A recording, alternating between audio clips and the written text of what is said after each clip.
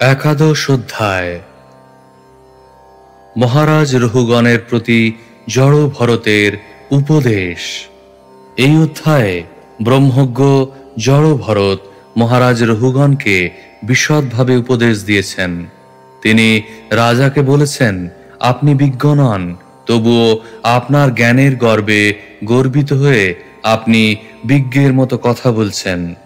প্রকৃতপক্ষে যে ব্যক্তি চিন্ময় স্তরে অবস্থিত, তিনি পারমার্থিক প্রগতির প্রতিবন্ধক লৌকিক ব্যবহারের বহুমানন করেন না। লৌকিক ব্যবহার কর্মকাণ্ডের অন্তর্গত, যা জাগতিক সুখ সুবিধা বিষয়ক। এই সমস্ত কর্মের দ্বারা কেউ কখনো পারমার্থিক উন্নতি সাধন করতে পারে না। বদ্ধজীব জড়া প্রকৃতির গুণের বশীভূত এবং তার ফলে সে কেবল জড়জাগতিক লাভ ক্ষতি এবং শুভ অশুভ ইত্যাদি জড় বিষয়েরই বিচার করে। পক্ষান্তরে বলা যায় যে ইন্দ্রিয় সমূহের নেতা মন জন্ম জন্মান্তর ধরে কেবল জড়জাগতিক কার্যকলাপের বিষয়েই মগ্ন। তার ফলে জীব একের পর এক বিভিন্ন প্রকার শরীর প্রাপ্ত হয়ে জড়বন্ধন জনিত ক্লেশ ভোগ করে। লৌকিক ব্যবহারের ভিত্তি হচ্ছে মনোধর্ম। কারুর মন যদি এই সমস্ত কার্যকলাপে মগ্ন থাকে, তাহলে তাকে অবশ্যই এই জড়জগতে আবদ্ধ থাকতে হয়। মনের বৃত্তি একাদশ প্রকার, কেউ কেউ বলেন দ্বাদশ প্রকার। এই একাদশ চিত্তবিকার আবার শত সহস্র রূপে প্রকাশ পায়। কৃষ্ণ ভক্তিবিহীন ব্যক্তিরাই এই সমস্ত মানসিক বিকারের অধীন হয়ে মায়ার দ্বারা নিয়ন্ত্রিত হয়। মানসিক বিকার থেকে মুক্ত জীবই শুদ্ধ চিন্ময় স্তর প্রাপ্ত হন, যে স্তরে কোনো জড় কলুষ নেই। ক্ষেত্রজ্ঞ দুই প্রকার, জীবাত্মা এবং পরমাত্মা। পরমাত্মার চরম উপলব্ধি হচ্ছে বাসুদেব বা কৃষ্ণ। তিনি সমস্ত জীবের হৃদয়ে প্রবিষ্ট হয়ে তাদের সমস্ত কার্যকলাপ নিয়ন্ত্রণ করেন। তাই তিনিই হচ্ছেন সমস্ত জীবের পরম আশ্রয়। কেউ যখন সাধারণ মানুষদের অসৎ সঙ্গ থেকে সর্বতোভাবে মুক্ত হন, তখন তিনি পরমাত্মাকে উপলব্ধি করতে পারেন এবং তার সঙ্গে তার নিত্য সম্পর্কের পুনঃপ্রতিষ্ঠা করতে পারেন। এইভাবে জীব সংসার সমুদ্র অতিক্রম করতে পারেন। বদ্ধ জীবনের কারণ হচ্ছে বহিরঙ্গা শক্তির প্রতি আসক্তি। মনকে জয় করতে না পারলে কখনো জড় জগতের দুঃখ দুর্দশা থেকে মুক্ত হওয়া যায় না। যদিও মনের কার্যকলাপের কোনো মূল্য নেই, তবুও তার প্রভাব অত্যন্ত ভয়ঙ্কর। মনকে সংযত করতে কখনো অবহেলা করা উচিত নয়। মনকে প্রশ্রয় দিলেই তা এতই শক্তিশালী হয়ে ওঠে যে তৎক্ষণাৎ স্বরূপ বিস্মৃতি হয়। জীব যখন ভুলে যায় যে সে শ্রীকৃষ্ণের নিত্য দাস এবং শ্রীকৃষ্ণের সেবাই তার একমাত্র ধর্ম, তখন জড়া প্রকৃতির প্রভাবে তার সর্বনাশ হয় এবং সে ইন্দ্রিয়ের দাসে পরিণত হয়। ভগবান এবং তার ভক্তের সেবারূপ তরবারির দ্বারা মনকে সংহার করতে হয়। গুরু কৃষ্ণ প্রসাদে পায় ভক্তিলতা বীজ। শ্লোক 1। ব্রাহ্মণ উবাচ অকোবিদঃ কোবিদবাদবাদান বদস্যথো নাতিবিদাম বরিষ্ঠঃ ন সূরয়ো হি ব্যবহারমেনম তত্ত্বাবমর্ষেণ সাহামনন্তি। অনুবাদ। ব্রহ্মজ্ঞ জড়ভরত বললেন, হে রাজন, যদিও আপনি বিজ্ঞ নন, তবুও আপনি বিজ্ঞের মতো কথা বলছেন। অতএব আপনি বিজ্ঞদের মধ্যে শ্রেষ্ঠ ব্যক্তি নন। অভিজ্ঞ ব্যক্তি কখনো আপনার মতো প্রভুভৃত্য অথবা জড় সুখ দুঃখের সম্পর্কের কথা বলেন না। এইগুলি কেবল বাহ্যিক কার্যকলাপ। তত্ত্বজ্ঞান সমন্বিত অভিজ্ঞ ব্যক্তি কখনো এইভাবে কথা বলেন না। তাৎপর্য: শ্রীকৃষ্ণ অর্জুনকে এইভাবে তিরস্কার করেছিলেন, অশোচ্যান্নন্ন শৌচস্তং প্রজ্ঞাবাদংশ্চ ভাষসে। তুমি প্রাজ্ঞের মতো কথা বলছো, অথচ সেই সঙ্গে যে বিষয়ে শোক করা উচিত নয় সেই বিষয়ে শোক করছো। ভগবদ্গীতা 2:11। তেমনি মানুষের মধ্যে প্রায় 99.9% ব্যক্তি প্রাজ্ঞের মতো উপদেশ দেয়, কিন্তু তারা আত্মজ্ঞান শূন্য। তাই তারা যা বলে তা শিশুর প্রলাপের মতো। তার ফলে তাদের কথায় কোনো গুরুত্ব দেওয়া যায় না। কৃষ্ণ অথবা তার ভক্তের কাছ থেকে শিক্ষা লাভ করতে হয়। কেউ যদি সেই অভিজ্ঞতার ভিত্তিতে কথা বলেন, অর্থাৎ দিব্য জ্ঞানের ভিত্তিতে কথা বলেন, তাহলে তাঁর সেই বাণী যথার্থই মূল্যবান। বর্তমান সময় সারা পৃথিবী মূর্খ মানুষে পূর্ণ। ভগবদ্গীতায় এদের বলা হয়েছে মূঢ়। তারা মানব সমাজের উপর আধিপত্য করতে চায়, কিন্তু যেহেতু তারা তত্ত্বজ্ঞানহীন, তাই আজ সারা পৃথিবী জুড়ে বিশৃঙ্খলা শুরু হয়েছে। এই দুর্দশাপূর্ণ অবস্থা থেকে মুক্ত হতে হলে কৃষ্ণ ভক্ত হতে হবে এবং জড় ভরত, ভগবান শ্রীকৃষ্ণ এবং কপিল দেবের মতো মহাত্মাদের কাছ থেকে শিক্ষা গ্রহণ করতে হবে। জড়জাগতিক জীবনের সমস্ত সমস্যা সমাধান করার এটিই হচ্ছে একমাত্র উপায়। শ্লোক 2। तथैव राजन्नुरुगार्हमेधवितान विद्योरुविजृम्भितेषु न वेदवादेषु हि तत्त्ववादः प्रायेण शुद्धोऽनुचकास्ति साधुः। অনুবাদ: হে রাজন, প্রভু, ভৃত্য, রাজা, প্রজা ইত্যাদির প্রসঙ্গে যে কথা তা কেবল জড়জাগতিক বিষয়ের কথা। যারা বেদবিহিত জড় কার্যকলাপে আগ্রহী তারা কেবল যজ্ঞ অনুষ্ঠান করে এবং জড়জাগতিক বিষয়ের প্রতি শ্রদ্ধালু থেকে সন্তুষ্ট থাকে। এই প্রকার ব্যক্তিদের অবশ্যই আধ্যাত্মিক উন্নতি হয় না। তাৎপর্য: এই শ্লোকটিতে বেদবাদ এবং তত্ত্ববাদ শব্দ দুটি তাৎপর্যপূর্ণ। ভগবদ্গীতার বর্ণনা অনুসারে যারা কেবল বেদের প্রতি আসক্ত অথচ বেদ বা বেদান্ত সূত্রের উদ্দেশ্য হৃদয়ঙ্গম করতে পারে না, তাদের বলা হয় বেদবাদরতা। यामिमां पुष्पितां वाचं प्रवदन्त्यविपश्चितः वेदवादरतः पार्थ नान्यदस्तीति वादिनः कामात्मानः स्वर्गपरात् जन्म कर्म फलप्रदां क्रियाविशेषबहुलां भोगैश्वर्यगतिं प्रति। অল্প বুদ্ধি সম্পন্ন মানুষেরা বেদের আলঙ্কারিক বাক্যের প্রতি অত্যন্ত আসক্ত, যাতে স্বর্গলোকে উন্নতি, উচ্চকুলে জন্ম, ঐশ্বর্য ভোগ ইত্যাদি নানা প্রকার সকাম কর্মের বিধান রয়েছে। ইন্দ্রিয় সুখভোগ এবং ঐশ্বর্যের বাসনার ফলে তারা বলে যে তার থেকে শ্রেষ্ঠ আর কিছু নেই। ভগবদ্গীতা 2:42-43। বেদবাদরত ব্যক্তিরা সাধারণত কর্মকাণ্ডের প্রতি আসক্ত হয়ে বৈদিক নির্দেশ অনুসারে যজ্ঞ অনুষ্ঠান করে। তার ফলে তারা উচ্চতর লোকে উন্নীত হয়। তারা সাধারণত চাতুর্মাস্য আদি ব্রত অনুষ্ঠান করে। অক্ষয়ং হ বৈ চাতুর্মাস্যজাজিন সুকৃতং ভবতি। যারা চাতুর্মাস্য যজ্ঞ অনুষ্ঠান করে তারা পুণ্য অর্জন করে।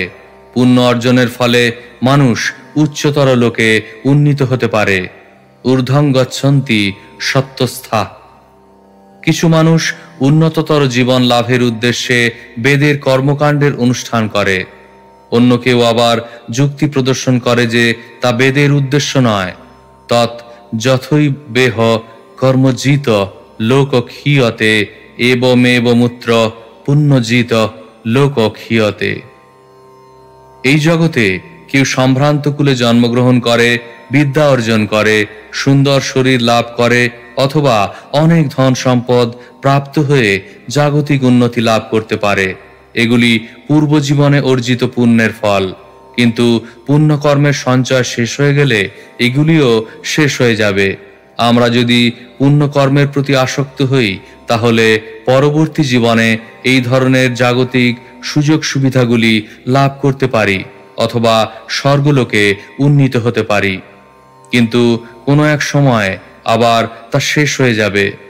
ক্ষীণে পুণ্যে মর্তলোকং বিশন্তি, ভগবদ্গীতা 9:21। পুণ্যকর্মের সঞ্চয় যখন শেষ হয়ে যায়, তখন আবার এই মর্তলোকে ফিরে আসতে হয়। বৈদিক নির্দেশ অনুসারে পুণ্যকর্মের অনুষ্ঠান বেদের প্রকৃত উদ্দেশ্য নয়। বেদের প্রকৃত উদ্দেশ্য ভগবদ্গীতায় বিশ্লেষণ করা হয়েছে। বেদৈশ্চ সর্বৈরহমেব বেদ্য। বেদের প্রকৃত উদ্দেশ্য হচ্ছে পরমেশ্বর ভগবান শ্রীকৃষ্ণকে জানা। যারা বেদবাদী তাদের জ্ঞান প্রকৃতপক্ষে উন্নত নয়, আর যারা জ্ঞানকাণ্ডের অনুগামী ব্রহ্মবাদী তারাও বেদের প্রকৃত তত্ত্ব হৃদয়ঙ্গম করতে পারে না। কিন্তু কেউ যখন উপাসনাকাণ্ডের স্তরে পরমেশ্বর ভগবানের আরাধনা করেন, তিনি পূর্ণরূপে বৈদিক জ্ঞান হৃদয়ঙ্গম করতে পেরেছেন। আরাধনানাং সর্বৈষাম বিষ্ণুরারাধনং পরম। বেদে বিভিন্ন দেবদেবীর পূজা এবং যজ্ঞ অনুষ্ঠানের কথা অবশ্যই উল্লেখ করা হয়েছে, কিন্তু সেই সমস্ত অনুষ্ঠান নিকৃষ্ট স্তরের, কারণ সেই সমস্ত অনুষ্ঠানকারীরা জানে না যে চরম লক্ষ্য হচ্ছেন বিষ্ণু। নতে বিদু স্বার্থগতিং হি বিষ্ণুম। কেউ যখন বিষ্ণুর আরাধনম অথবা ভক্তিযোগের স্তরে উন্নীত হন, তখন তিনি জীবনের প্রকৃত সিদ্ধি লাভ করেন। তা না হলে বেদের ভাষায় তারা তত্ত্ববাদী নয়, তারা বেদবাদী। তারা বৈদিক নির্দেশের অন্ধ অনুগামী। বেদবাদী যতক্ষণ পর্যন্ত না তত্ত্ববাদী হন, ততক্ষণ পর্যন্ত তিনি জড়জগতের কলুষ থেকে মুক্ত হতে পারেন না। তত্ত্ব উপলব্ধিও হয় 3 স্তরে: ব্রহ্মেতি, পরমাত্মেতি, ভগবানীতি শব্দতে।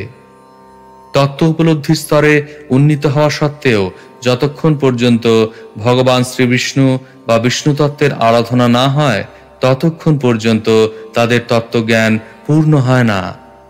বহুনাং জন্ম নামন্তে জ্ঞানবান মাং প্রপদ্যাতে। বহু জন্ম জন্মান্তরের পর যিনি প্রকৃত জ্ঞানবান, তিনি শ্রীকৃষ্ণের শরণাগত হন। অতএব মূল কথা হচ্ছে যে অল্প বুদ্ধি সম্পন্ন মানুষেরা তাদের সীমিত জ্ঞানের মাধ্যমে ভগবান, পরমাত্মা অথবা ব্রহ্মকে জানতে পারে না, কিন্তু বেদ অধ্যয়ন করার পর পরম তত্ত্ব হৃদয়ঙ্গম করার মাধ্যমে কেউ যখন পরমেশ্বর ভগবানকে জানতে পারেন, তিনি পূর্ণ জ্ঞান লাভ করেছেন। শ্লোক 3। न तस्य तत्त्वग्रहणाय साक्षाद्वरीयसीरपि वाचः समासन् स्वप्ने निरुक्त्या गृहमेधि सौख्यं न यस्य हेयानुमितं स्वयं स्यात्। অনুবাদ: স্বপ্নদৃষ্ট ভোগ্যবস্তুর মিথ্যাত্ব বা নিরর্থকতা যেমন আপনা থেকে অনুভূত হয়, তেমনি এই পৃথিবীতে অথবা স্বর্গলোকে এই জীবনের বা পরবর্তী জীবনের যে সুখ, তা অবশেষে তুচ্ছ বলে উপলব্ধি করা যায়।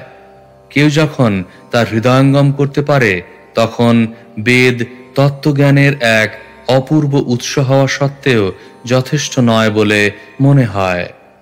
তাৎপর্য: ভগবদ্গীতায় 2:45 শ্রীকৃষ্ণ অর্জুনকে উপদেশ দিয়েছেন, বেদে যে প্রকৃতির 3 গুণ বিষয়ক জড় কার্যকলাপের কথা বলা হয়েছে তা অতিক্রম করতে ত্রৈগুণ্য বিষয়া বেদা নিস্ত্রৈগুণ্য ভবার্জুন। বেদ অধ্যয়নের উদ্দেশ্য হচ্ছে জড়া প্রকৃতির ত্রিগুণাত্মিকা কার্যকলাপের অতীত হওয়া। জড়জগতে অবশ্য সত্যগুণকে সর্বশ্রেষ্ঠ বলে মনে করা হয় এবং সত্যগুণে অধিষ্ঠিত হওয়ার ফলে উচ্চতর লোকে উন্নীত হওয়া যায়, কিন্তু সেটি পরম সিদ্ধি নয়। সত্যগুণের স্তরও যে যথেষ্ট নয় তা বুঝতে হবে। কেউ স্বপ্ন দেখতে পারে যে সে রাজা হয়েছে এবং সুন্দরী স্ত্রী ও পুত্রকন্যা সহ তার একটি অত্যন্ত সুখী পরিবার রয়েছে, কিন্তু যেই ঘুম ভেঙে যায় তখনই তা মিথ্যায় পর্যবসিত হয়। তেমনি যিনি আধ্যাত্মিক মুক্তি লাভের প্রয়াসী, তার কাছে সমস্ত জড়সুখ অবাঞ্ছিত। মানুষ যতক্ষণ পর্যন্ত না হৃদয়ঙ্গম করতে পারে যে কোনো প্রকার জড়সুখই তার কাম্য নয়, ততক্ষণ পর্যন্ত যে তত্ত্বজ্ঞান লাভের স্তরে উন্নীত হতে পারে না। কর্মী, জ্ঞানী এবং যোগীরা কোনো না কোনো প্রকার জড় সুখের প্রয়াসী। কর্মীরা দেহ সুখের জন্য দিনরাত কঠোর পরিশ্রম করে। জ্ঞানীরা কর্মবন্ধন থেকে মুক্ত হয়ে ব্রহ্মজ্যোতিতে লীন হয়ে যাওয়ার জন্য জল্পনা কল্পনা করে। আর যোগীরা নানা প্রকার যোগসিদ্ধি বা ভেলকিবাজি দেখাবার ক্ষমতা লাভ করার প্রয়াসী। তারা সকলেই জড়জাগতিক সাফল্য লাভের চেষ্টা করছে, কিন্তু ভক্ত অনায়াসে ভগবত ভক্তির নির্গুণ স্তরে উন্নীত হন এবং তার ফলে কর্ম, জ্ঞান এবং যোগের ফল ভক্তের কাছে অত্যন্ত তুচ্ছ হয়ে যায়। তাই ভক্তই কেবল প্রকৃত তত্ত্বজ্ঞানী, অন্যেরা নয়। জ্ঞানীদের স্থিতি অবশ্য কর্মীদের থেকে ভালো, কিন্তু সেই স্থিতিও অত্যন্ত তুচ্ছ। জ্ঞানীদের উদ্দেশ্য হচ্ছে মুক্ত হওয়া এবং মুক্তি লাভের পর তারা ভক্তির স্তর প্রাপ্ত হতে পারে। মদ্ভক্তিং লভতে পরাম। শ্লোক 4। यावन्मनोरजसा पुरुषस्य सत्त्वेन वा तमसा वानुरुद्धं चेतोभिरात्कूतिभिरातनोति निरङ्कुशं कुशलं चेतरं वा। অনুবাদ: জীবের মন যতক্ষণ জড়া প্রকৃতির 3 গুণের দ্বারা সত্ত্ব, রজ এবং তম কলুষিত থাকে, ততক্ষণ তার মন ঠিক একটি মত্ত হস্তির মতো স্বতন্ত্র হয়ে জ্ঞানেন্দ্রিয় ও কর্মেন্দ্রিয়ের দ্বারা পাপ এবং পুণ্য কর্মের ক্ষেত্র বিস্তার করে। তার ফলে জীব তার কর্মের ফলস্বরূপ সুখ এবং দুঃখ ভোগ করার জন্য জড় জগতের বন্ধনে আবদ্ধ থাকে। তাৎপর্য: শ্রী চৈতন্য চরিতামৃতে বলা হয়েছে যে পাপ কর্ম এবং পুণ্য কর্ম উভয় ভগবত ভক্তির প্রতিবন্ধক। ভক্তির অর্থ হচ্ছে জড় জগতের বন্ধন থেকে মুক্তি, কিন্তু পাপ এবং পুণ্য কর্মের ফল হচ্ছে জড় জগতের বন্ধন। মন যদি বেদোক্ত পুণ্য কর্মের দ্বারা মোহিত হয়, তাহলে চিরকাল অজ্ঞানের অন্ধকারেই আচ্ছন্ন থাকতে হয় এবং তখন আর চিন্ময় স্তরে উন্নীত হওয়ার সম্ভাবনা থাকে না। তমগুণ থেকে রজগুণে অথবা রজগুণ থেকে সত্যগুণে চেতনার পরিবর্তন সাধনের ফলে প্রকৃতপক্ষে সমস্যার সমাধান হয় না। ভগবদ গীতায় 14:26 সেই সম্বন্ধে বলা হয়েছে, সগুণান সমতিত্বৈতান ব্রহ্মভুয়ায় কল্পতে। অবশ্যই চিন্ময় স্তরে উন্নীত হতে হবে, তা না হলে জীবনের উদ্দেশ্য কখনোই সাফল্যমণ্ডিত হবে না। শ্লোক 5। सवासनात्मा विषयोपरक्तो गुणप्रवाहो विकृतः षोडशात्मा बिभ्रत्पृथं नामभिरूपभेदम् अन्तर्बहिष्त्वं च पुरैस्तनोति। অনুবাদ: মন যতক্ষণ পাপ এবং পুণ্য কর্মের বাসনায় মগ্ন থাকে, ততক্ষণ তা স্বাভাবিকভাবেই কাম, ক্রোধ আদির দ্বারা বিকারগ্রস্ত হয়। এইভাবে তা ইন্দ্রিয় সুখ ভোগের প্রতি আকৃষ্ট হয়। অর্থাৎ মন সত্য, রজ এবং তম গুণের দ্বারা পরিচালিত হয়। একাদশ ইন্দ্রিয় এবং পঞ্চমহাভূত, এই ষোড়শ উপাদানের মধ্যে মন হচ্ছে প্রধান। তাই মনেরই জন্য দেব, নর, পশু, তির্যক আদি বিভিন্ন প্রকার শরীর লাভ হয়। উৎকৃষ্ট অথবা নিকৃষ্ট স্তরে মনের স্থিতি অনুসারে জীবের জড় দেহ লাভ হয়। তাৎপর্য: জড়া প্রকৃতির গুণের প্রভাবে মন কলুষিত হওয়ার ফলে জীবকে 84 লক্ষ বিভিন্ন যোনিতে দেহান্তরিত হতে হয়। মনের প্রভাবে আত্মা পুণ্য অথবা পাপ কর্মের অধীন হয়। জড় অস্তিত্ব ভবসমুদ্রের তরঙ্গে হাবুডুবু খাওয়ার মতো। সেই সম্পর্কে শ্রীল ভক্তিবিনোদ ঠাকুর বলেছেন, মিছে মায়ার বশে যাচ্ছ ভেসে, খাচ্ছ হাবুডুবু ভাই। সেই কথা প্রতিপন্ন করে ভগবদ্ গীতাতেও বলা হয়েছে, प्रकृते क्रियमाणानि गुणैकर्माणि सर्वशः अहंकार विमूढात्मा कर्ताहमिति मन्यते। জড়া প্রকৃতির গুণের প্রভাবে মোহিত হয়ে বদ্ধ জীব নিজেকে সমস্ত কার্যের কর্তা বলে মনে করে। প্রকৃতপক্ষে সেই সমস্ত কার্য সাধিত হয় জড়া প্রকৃতির দ্বারা। ভগবদ্ গীতা 3:27। জড়জাগতিক অস্তিত্বের অর্থ হচ্ছে সম্পূর্ণরূপে জড়া প্রকৃতির দ্বারা নিয়ন্ত্রিত হওয়া। মন জড়া প্রকৃতির আদেশ অঙ্গীকার করার কেন্দ্র। এইভাবে জীব বিভিন্ন প্রকার শরীরে অনাদিকাল ধরে দেহান্তরিত হচ্ছে।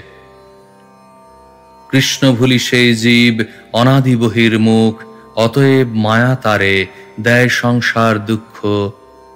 চৈতন্য চরিতামৃত মধ্যলীলা 20:117। কৃষ্ণকে ভুলে যাবার ফলে জীব জড়া প্রকৃতির বন্ধনে আবদ্ধ হয়ে অনাদিকাল ধরে সংসার দুঃখ ভোগ করছে। শ্লোক 6। दुःखं सुखं व्यतिरिक्तं च तीव्रं कालोपपन्नं फलमाव्यनक्ति आलिङ्ग्यमायारचितान्तरात्मा स्वदेहिनं संसृतिचक्रकूटः। অনুবাদ: মায়ারচিত মন জীবকে আচ্ছন্ন করে বিভিন্ন যোনিতে ভ্রমণ করায়। তাকে বলা হয় সংসার চক্র। এই মনের কারণে জীব জড়জগতের দুঃখ এবং সুখ ভোগ করে।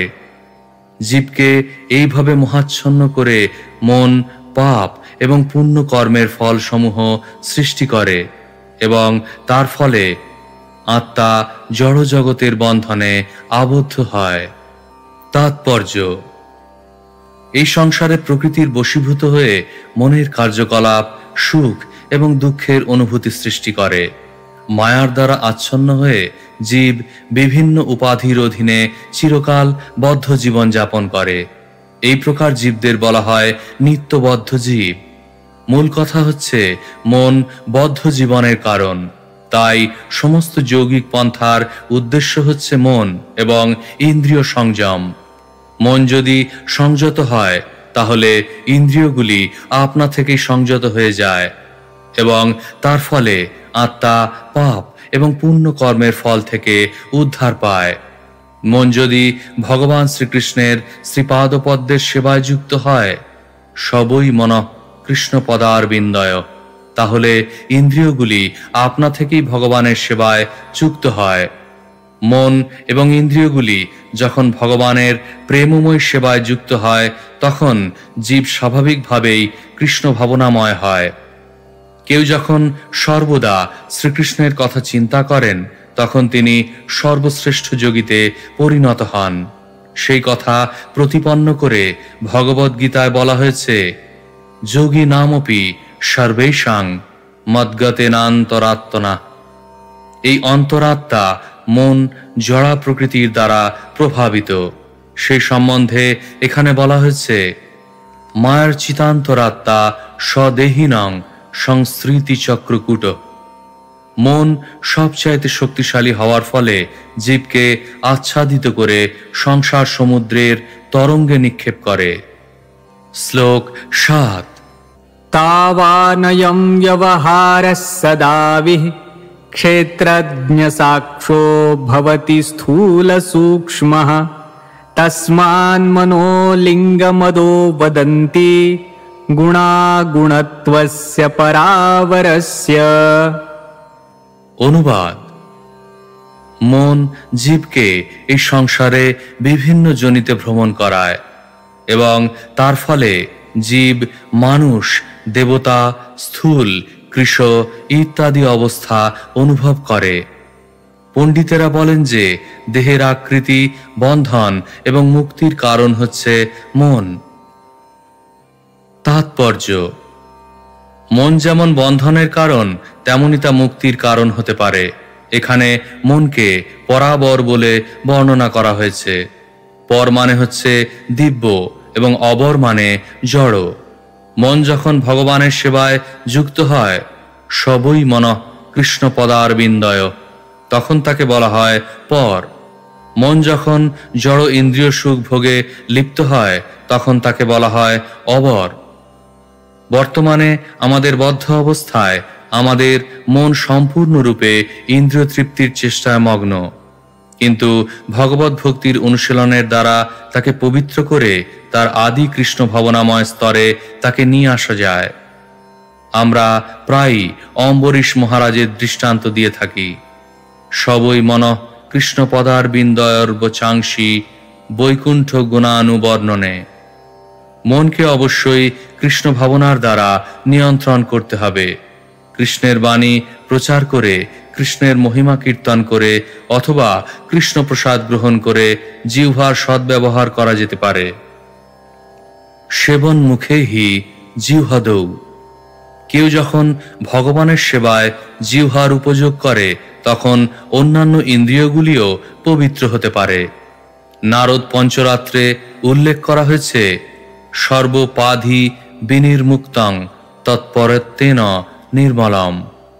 মন এবং ইন্দ্রিয়গুলি যখন পবিত্র হয়, তখন সমগ্র অস্তিত্ব পবিত্র হয়ে যায় এবং জীবের উপাধিও পবিত্র হয়। তখন আর সে নিজেকে মানুষ, দেবতা, বিড়াল, কুকুর, হিন্দু, মুসলমান ইত্যাদি বলে মনে করে না। ইন্দ্রিয় এবং মন যখন পবিত্র হয়, তখন জীব পূর্ণরূপে শ্রীকৃষ্ণের সেবায় যুক্ত হয়ে মুক্তি লাভ করে ভগবত ধামে ফিরে যেতে পারে। শ্লোক ৮। গুণানুরক্তং ব্যসনায় জন্তোঃ क्षेमाय नैर्गुण्यमथो मनः स्यात् यथा प्रदीपो घृतवर्तिमश्नन् शिखाः स धूमा भजति ह्यन्यदास्वं पदं तथा गुणकर्मानुबद्धं वृत्तिर्मनः श्रयतेऽन्यत्र तत्त्वम्। অনুবাদ: মন বিষয়ভোগে আসক্ত হওয়ার ফলে জীব সংসার বন্ধনে আবদ্ধ হয় এবং দুঃখ দুর্দশা ভোগ করে। কিন্তু মন যখন জড় সুখ ভোগের প্রতি অনাসক্ত হয়, তখন তা তার মুক্তির কারণ হয়। দ্বীপের পোলতে যখন ঠিকমতো জ্বলে না, তখন তা থেকে কালো ধোঁয়া বেরোয়, কিন্তু তা যখন ঘৃতপূর্ণ হয়ে যথাযথভাবে জ্বলতে থাকে, তখন তা থেকে উজ্জ্বল শুভ্র দীপ্তি প্রকাশিত হয়। তেমনি মন যখন ইন্দ্রিয় সুখ ভোগের প্রতি আসক্ত থাকে, তখন তা দুঃখ দুর্দশার কারণ হয়, এবং মন যখন বিষয় বাসনা থেকে মুক্ত হয়, তখন কৃষ্ণ ভাবনার দীপ্তি প্রকাশ পায়। তাৎপর্য: তাই সিদ্ধান্ত করা হয়েছে যে মনই হচ্ছে বন্ধনের কারণ, আবার মুক্তির কারণ। এই জড়জগতে মনের জন্যই সকলে দুঃখ কষ্ট ভোগ করছে। তাই মনকে যথাযথভাবে শিক্ষা দেওয়া বা জড় আসক্তি থেকে মুক্ত করে সর্বতোভাবে ভগবানের সেবায় যুক্ত করা উচিত। একে বলা হয় চিন্ময় বৃত্তি। সেই কথা প্রতিপন্ন করে ভগবদ্গীতায় বলা হয়েছে, मां च यो व्यभिचारेण भक्तियोगेन सेवते सगुणान् समतीत्यैतान् ब्रह्मभूयाय कल्पते। যিনি পূর্ণরূপে আমার ভক্তি করেন এবং কোনো পরিস্থিতিতেই অধঃপতিত হন না, তিনি তৎক্ষণাৎ জড়া প্রকৃতির গুণ অতিক্রম করে ব্রহ্মভূত স্তর প্রাপ্ত হন। ভগবদ্গীতা 14:26। আমাদের কর্তব্য মনকে সর্বতোভাবে কৃষ্ণ ভাবনায় যুক্ত করা, তাহলেই তা আমাদের ভগবত ধামে ফিরে যাওয়ার এবং মুক্তির কারণ হবে। কিন্তু আমরা যদি ইন্দ্রিয় সুখ ভোগের জন্য জড়জাগতিক কার্যকলাপে মনকে যুক্ত করি, তাহলে তাই আমাদের বন্ধনের কারণ হবে এবং বিভিন্ন দেহে আমাদের কর্মের ফলস্বরূপ দুঃখ দুর্দশা ভোগ করার জন্য এই জড়জগতেই আবদ্ধ করে রাখবে। শ্লোক 9।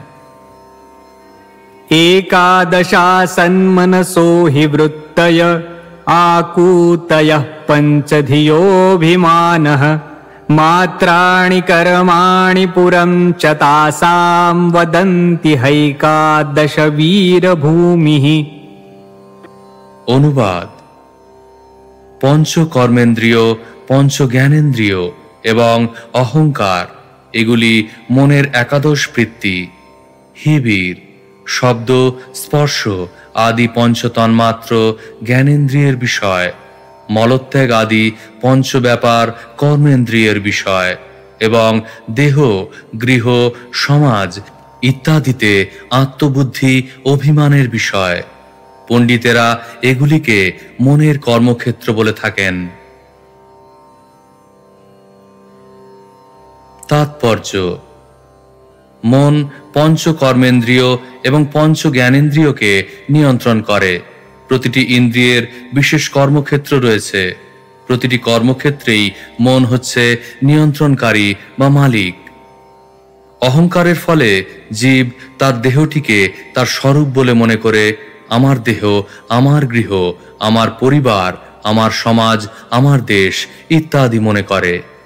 অহংকারের ফলেই এই সমস্ত মিথ্যা উপাধির উদয় হয় এবং সেই উপাধিকে সে তার স্বরূপ বলে মনে করে। এইভাবে জীব জড়জগতের বন্ধনে আবদ্ধ হয়। শ্লোক 10। गन्धाकृति स्पर्शरसश्रवांसि विसर्गरत्यर्त्यभिजल्पशिल्पाः एकादशं स्वीकरणं ममेति शय्यामहं द्वादशमेक आहुः। অনুবাদ: শব্দ, স্পর্শ, রূপ, রস এবং গন্ধ এগুলি পঞ্চ জ্ঞানেন্দ্রিয়ের বিষয়।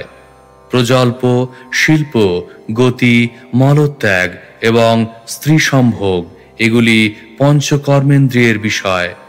এছাড়া এটি আমার দেহ, এটি আমার সমাজ, এটি আমার পরিবার, এটি আমার দেশ ইত্যাদি যে ধারণা, মনের এই একাদশতম বৃত্তিটিকে বলা হয় অহংকার। কোনো কোনো দার্শনিকের মতে এটি দ্বাদশতম বৃত্তি এবং তার কার্যক্ষেত্র হচ্ছে এই শরীর। তাৎপর্য: একাদশ ইন্দ্রিয়ের ভিন্ন ভিন্ন বিষয় রয়েছে। নাকের দ্বারা আমরা ঘ্রাণ গ্রহণ করি, চোখের দ্বারা আমরা রূপ গ্রহণ করি, কর্ণের দ্বারা আমরা শ্রবণ করি এবং এইভাবে আমরা জ্ঞান আহরণ করি। তেমনি হাত, পা, উপস্থ, পায়ু আদি কর্মেন্দ্রিয় রয়েছে। যখন অহংকারের বিস্তার হয় তখন মানুষ মনে করে এটি আমার শরীর, পরিবার, সমাজ, দেশ ইত্যাদি। শ্লোক 11। द्रव्यस्वभावाशय कर्मकालैरेकादशामी मनसो विकाराः सहस्रशः शतशः कोटिशश्च क्षेत्रज्ञतो न मिथो न स्वतः स्युः। অনুবাদ: দ্রব্য, স্বভাব, সংস্কার, অদৃষ্ট এবং কাল এইগুলি নিমিত্ত কারণ।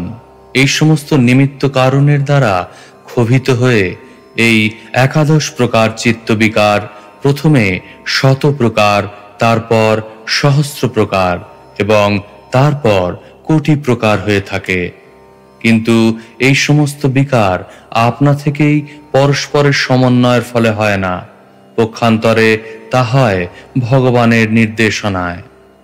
তাৎপর্য: কখনো মনে করা উচিত নয় যে স্থূল এবং সূক্ষ্ম জড় উপাদানগুলির মিথস্ক্রিয়া যা মন এবং চেতনার পরিবর্তন সাধন করে তা স্বতন্ত্রভাবে কাজ করছে, তা ক্রিয়া করে ভগবানের নির্দেশনায়। ভগবদ গীতায় 15:15 শ্রীকৃষ্ণ বলেছেন যে ভগবান সকলেরই হৃদয়ে বিরাজ করছেন। সর্বস্ব চাহং হৃদি সন্নিবিষ্টমাত্র স্মৃতির জ্ঞান মহপনং চ।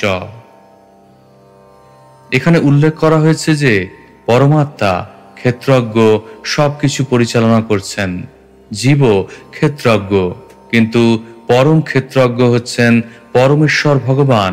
তিনি সাক্ষী এবং পরিচালক, তার পরিচালনায় সবকিছু সংগঠিত হয়। জীবের বিভিন্ন প্রবণতাগুলি তার স্বভাব অথবা তার বাসনা থেকে উৎপন্ন হয় এবং সে ভগবানের প্রতিনিধি জড়া প্রকৃতির দ্বারা শিক্ষিত হয়। শরীর, প্রকৃতি এবং জড় উপাদানগুলি ভগবানের পরিচালনার অধীন, সেগুলি আপনা থেকেই কার্য করে না। প্রকৃতি স্বতন্ত্র নয় অথবা স্বয়ংক্রিয় নয়। ভগবদ্গীতায় প্রতিপন্ন হয়েছে যে ভগবান হচ্ছেন প্রকৃতির অধ্যক্ষ। मय्याध्यक्षेण प्रकृतिः सूयते सचराचरम् हेतुनानेन कौन्तेय जगद्विपरिवर्तते। হে কৌন্তেয়, এই প্রকৃতি আমার নির্দেশনায় পরিচালিত হয়ে সমস্ত স্থাবর এবং জঙ্গম প্রাণীদের উৎপন্ন করে। সেই নিয়মের দ্বারা এই জগৎ পুনঃ পুনঃ সৃষ্টি হয় এবং ধ্বংস হয়। ভগবদ্গীতা 9:10, শ্লোক 12। क्षेत्रज्ञ एता मनसो विभूतिर्जीवस्य मायारचितस्य नित्याः आविर्हिताः क्वापि तिरोहिताश्च शुद्धो विचष्टे ह्यविशुद्धकर्तुः। অনুবাদ: কৃষ্ণ ভক্তি রহিত জীবের মনে মায়ার দ্বারা রচিত বহু ধারণা এবং বৃত্তি রয়েছে।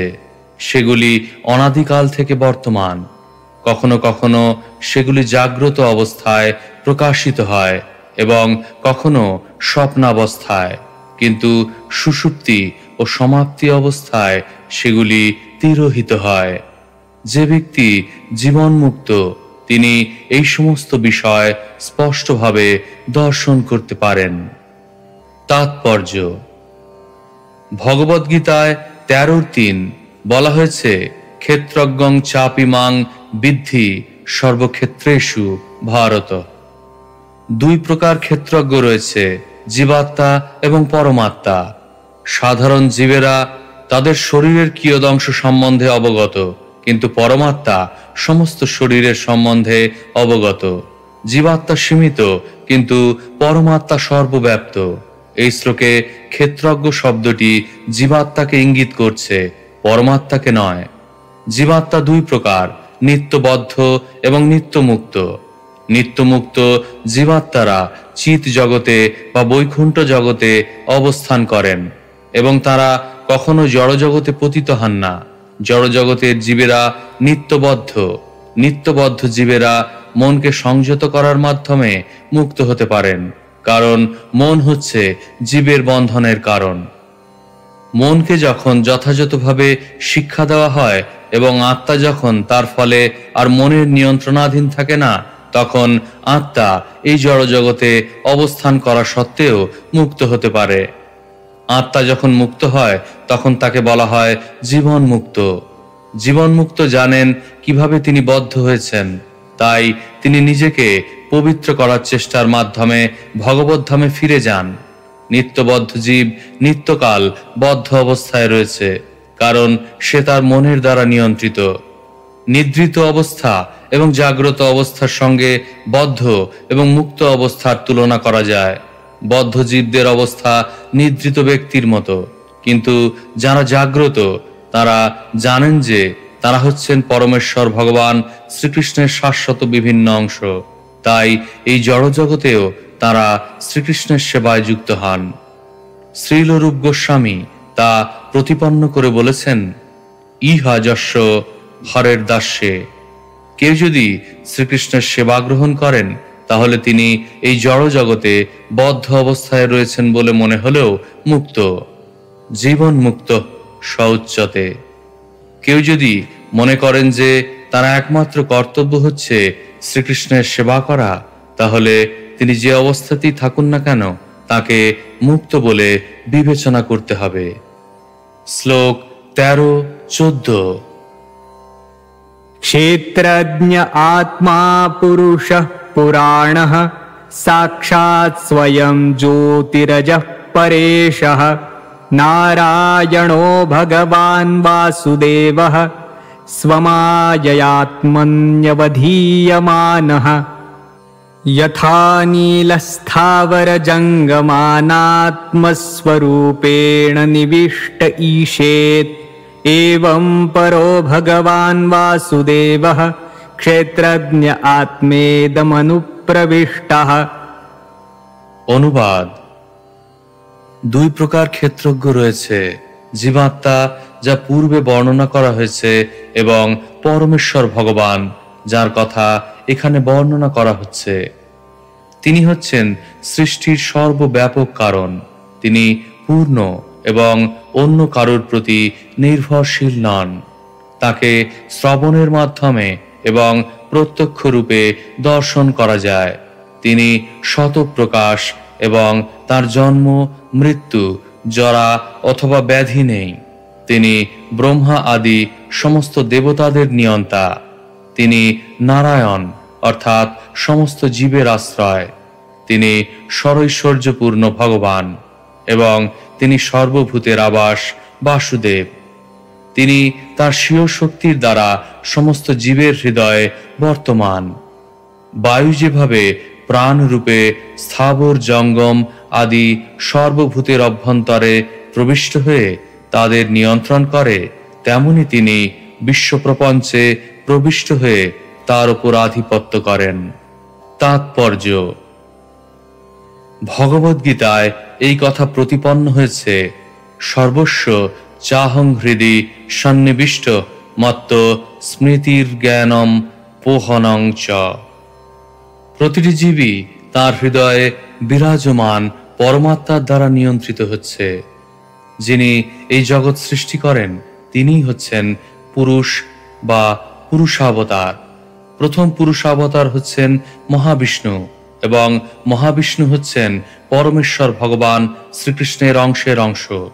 শ্রীকৃষ্ণের প্রথম প্রকাশ হচ্ছেন বলদেব এবং তার দ্বিতীয় প্রকাশ হচ্ছেন বাসুদেব, শঙ্কর্ষণ, প্রদ্যুম্ন এবং অনিরুদ্ধ।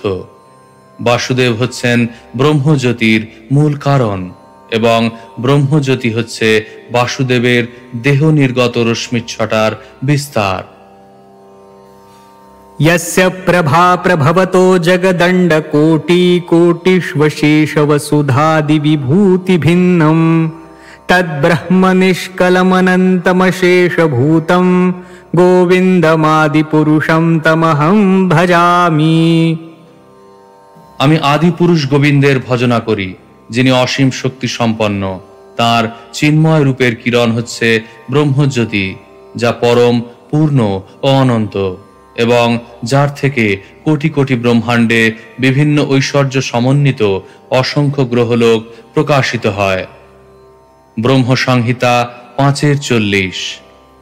ভগবদ্গীতায় ভগবানের বর্ণনা এইভাবে করা হয়েছে: मया ततमिदं सर्वं जगदव्यक्तमूर्तिना मत्स्थानि सर्वभूतानि न चाहं तेष्वस्थितः। আমার অব্যক্ত রূপের দ্বারা সমগ্র জগৎ ব্যক্ত। সমস্ত জীব আমার মধ্যে অবস্থিত, কিন্তু আমি তাদের মধ্যে নই। ভগবদ্গীতা 9:4। এই হচ্ছে ভগবান শ্রীকৃষ্ণের অংশ সর্বব্যাপ্ত বাসুদেব, শঙ্কর্ষণ, প্রদ্যুম্ন এবং অনিরুদ্ধের স্থিতি। শ্লোক 15।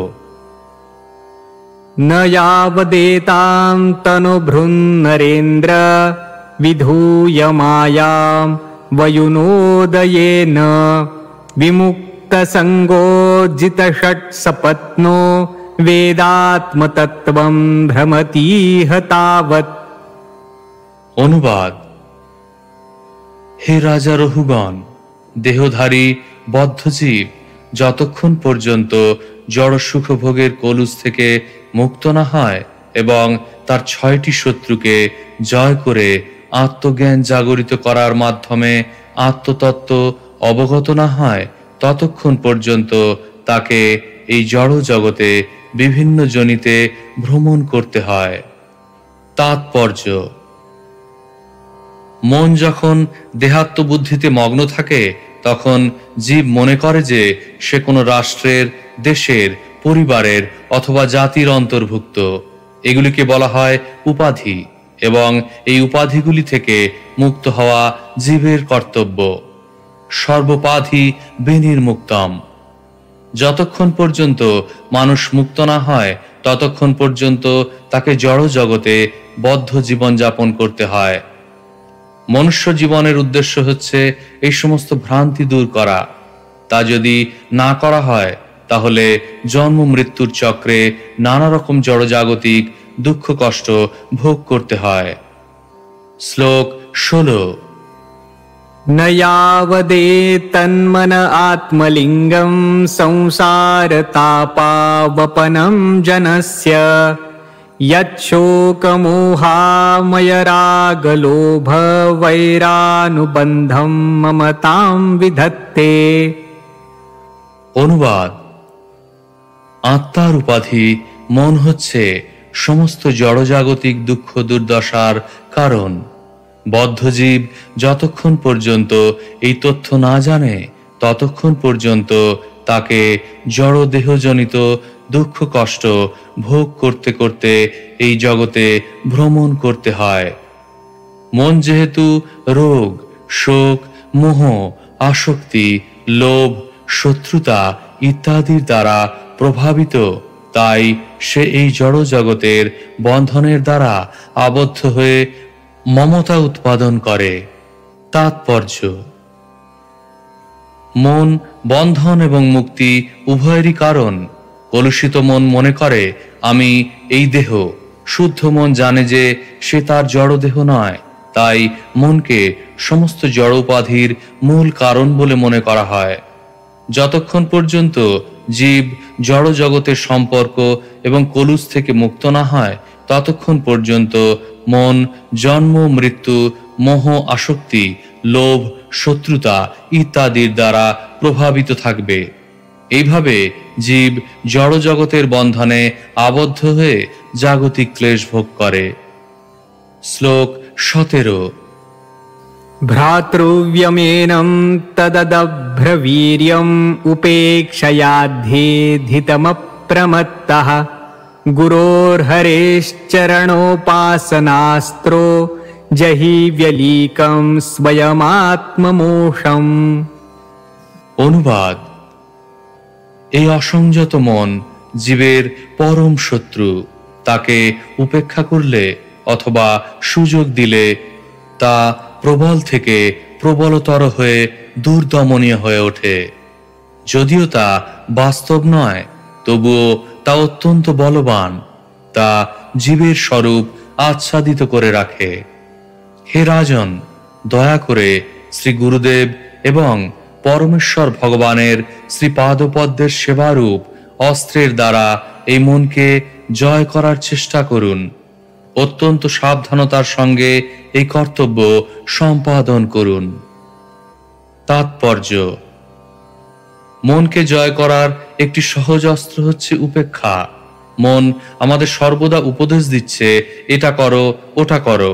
তাই মনের আদেশ অবজ্ঞা করতে আমাদের খুব দক্ষ হতে হবে। ধীরে ধীরে মনকে আত্মার আদেশ পালন করার শিক্ষা দিতে হবে। এই নয় যে মনের আদেশ মানতে হবে।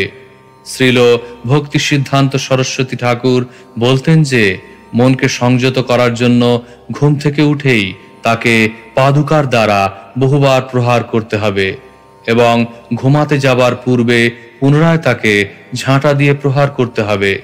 এইভাবে আমরা মনকে সংযত করতে পারব। এটি সমস্ত শাস্ত্রের নির্দেশ। কেউ যদি তা না করে তাহলে সে মনের আদেশ পালন করে অধঃপতিত হবে। মনকে দমন করার আরেকটি সদুপায় হচ্ছে নিষ্ঠা সহকারে শ্রী গুরুদেবের আদেশ পালন করা এবং ভগবানের সেবায় যুক্ত হওয়া। তাহলে মন আপনা থেকেই সংযত হবে। শ্রী চৈতন্য মহাপ্রভু শ্রীল রূপ গোস্বামীকে উপদেশ দিয়েছেন, ব্রহ্মাণ্ড ভ্রমিতে কোন ভাগ্যবান জীব, গুরু কৃষ্ণ প্রসাদে পায় ভক্তিলতা বীজ। ব্রহ্মাণ্ডে বিভিন্ন যোনিতে ভ্রমণ করতে করতে কোনো ভাগ্যবান জীব যখন শ্রী গুরুদেব এবং শ্রীকৃষ্ণের কৃপায় ভক্তিলতার বীজ প্রাপ্ত হন, তখন তার প্রকৃত জীবন শুরু হয়। তিনি যদি শ্রী গুরুদেবের আদেশ পালন করেন, তাহলে শ্রীকৃষ্ণের কৃপায় তিনি মনের দাসত্ব থেকে মুক্ত হতে পারবেন। ইতি শ্রীমদ্ ভাগবতের পঞ্চম স্কন্ধের মহারাজ রহুগণের প্রতি জড় ভরতের উপদেশ নামক একাদশ অধ্যায়ের ভক্তি বেদান্ত তাৎপর্য।